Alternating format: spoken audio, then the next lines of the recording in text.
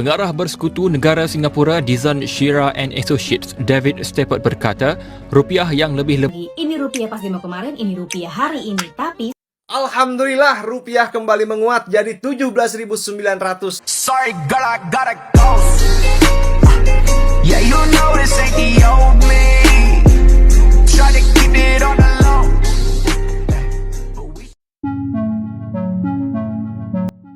Media Singapura sempat menggembar-gemborkan narasi Sell Indonesia, yang seolah ingin menggambarkan ekonomi Indonesia sedang berada dalam tekanan yang bisa untuk memicu kepanikan investor. Namun kenyataannya justru menampar balik mereka. Alih-alih hancur oleh manuver elit global yang kerap menggunakan taktik adu domba, utang, hingga manipulasi mata uang. Alih-alih terpuruk, kini justru pasar keuangan Indonesia menunjukkan ketahanan yang kuat. IHSG berhasil mencatat penguatan signifikan sekitar 7%, sementara nilai tukar rupiah juga kembali menunjukkan pemulihan. Ini yang paling gila berikutnya, Sell Indonesia digemakan, digaungkan di Singapura, Straits Times ya.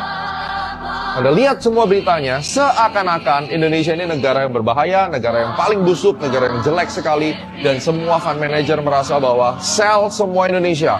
Mari kita cabut dari Indonesia. Kalau kalian jeli dari awal udah kelihatan sell off rupiah, orang pindah ke Singapura. Dan sekarang Singapura bikin berita seperti ini, sell Indonesia, ada apa dengan Singapura? Tanda tanya besar.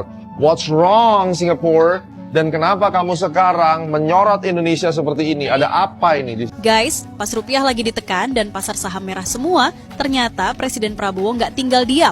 Beliau langsung panggil Menko Airlangga, Menteri Keuangan Purbaya, dan Gubernur Bank Indonesia Peri Warjio ke istana buat cari solusi cepat jaga ekonomi Indonesia tetap aman. Dan hasilnya langsung jalan.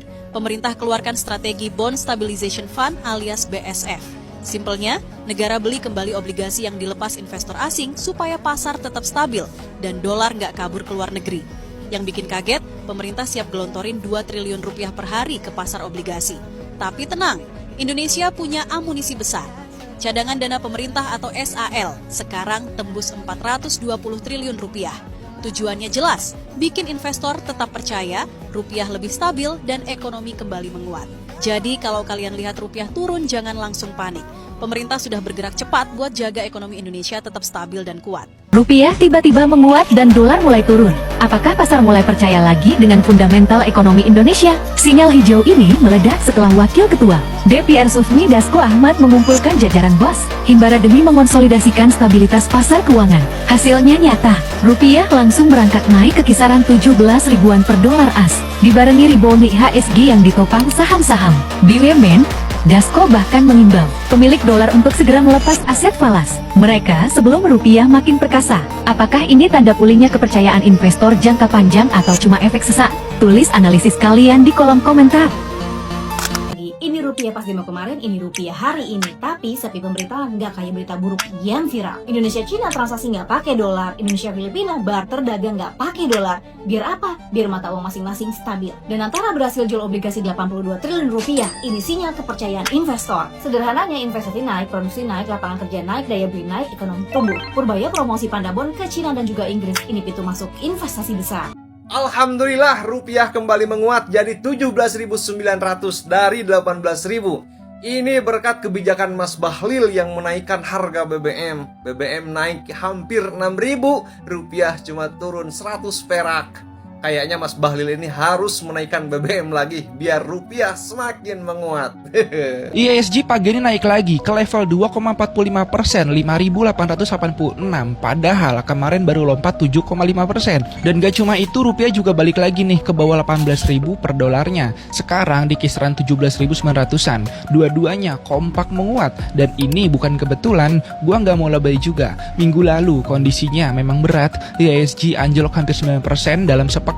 Dan rupiah sempat menyentuh 18.218 per dolarnya. Itu titik terlemah dalam setahun terakhir kita, teman-teman. Tapi lihat yang sekarang terjadi setelahnya gitu loh. Bank Indonesia naikin suku bunga ke 5,5% buat jaga rupiah. Perbankan plat merah juga rame-rame buyback lagi, beli balik saham mereka sendiri. Cara perusahaan bilang ke pasar, ya saham kami terlalu murah. Dan begitu arah kebijakan jelas, kepercayaan pelan-pelan balik, teman-teman. Sebenarnya kenapa rupiah itu melemah? Ya karena mana? Kurangnya kepercayaan, kurangnya orang yang mau beli rupiah atau ditukar dari dolar ke rupiah.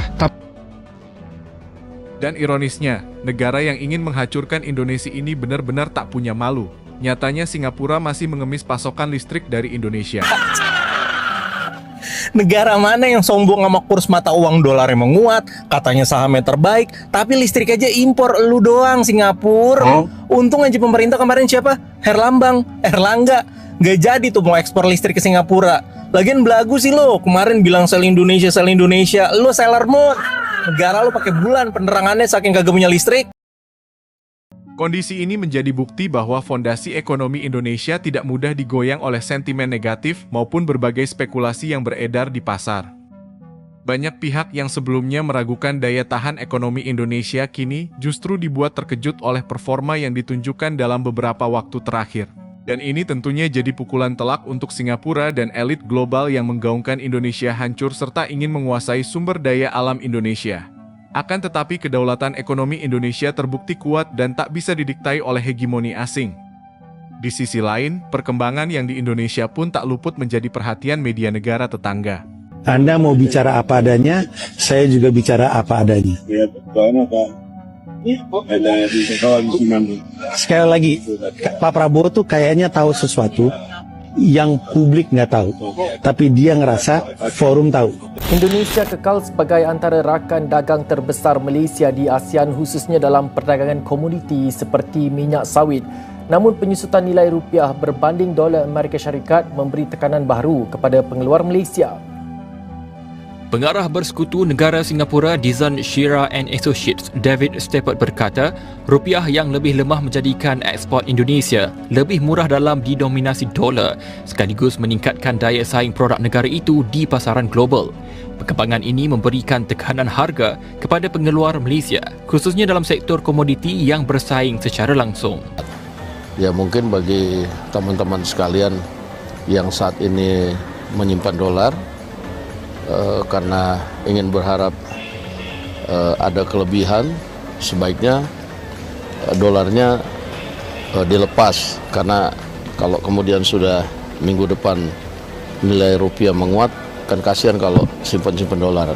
Itu imbauan saya sih, demikian. Nilai tukar kami juga memperkirakan tahun 2027 rupiah itu akan menguat dalam kisaran rata tahun 2027 16.800 sampai dengan 17.500 yang tadi juga disampaikan oleh pemerintah. Ada 5 dasar pertimbangan keyakinan kita tahun depan 2027 rupiah akan menguat dalam kisaran 16.800 sampai 17.800. Yang pertama tentu saja kita meyakini bahwa prospek perekonomian dunia itu akan membaik. Ya, gejolak global sulit diprediksi, tapi setidaknya tidak akan seburuk tahun ini. Jelajahi cara baru mendapatkan informasi. Download Metro TV Extend sekarang. Demikianlah bukti nyata bahwa Indonesia bukan negara yang mudah ditekan ataupun didikte oleh kepentingan asing. Di tengah berbagai tantangan global, ekonomi nasional tetap mampu berdiri kokoh dan menunjukkan daya tahannya. Keberhasilan menjaga stabilitas serta meningkatkan daya saing menjadi bukti bahwa kedaulatan ekonomi berada di tangan bangsa sendiri, bukan ditentukan oleh pihak luar. Prestasi ini sekaligus membungkam berbagai keraguan dan narasi pesimistis yang selama ini diarahkan kepada Indonesia. Dengan sumber daya yang melimpah, pasar domestik yang besar, serta tekad untuk terus maju, Indonesia membuktikan bahwa masa depan ekonominya ditentukan oleh kerja keras rakyatnya sendiri. Ketika banyak pihak meragukan, Indonesia justru menunjukkan bahwa kemandirian dan kedaulatan ekonomi bukan sekadar slogan, melainkan kenyataan yang terus diperjuangkan dan diwujudkan.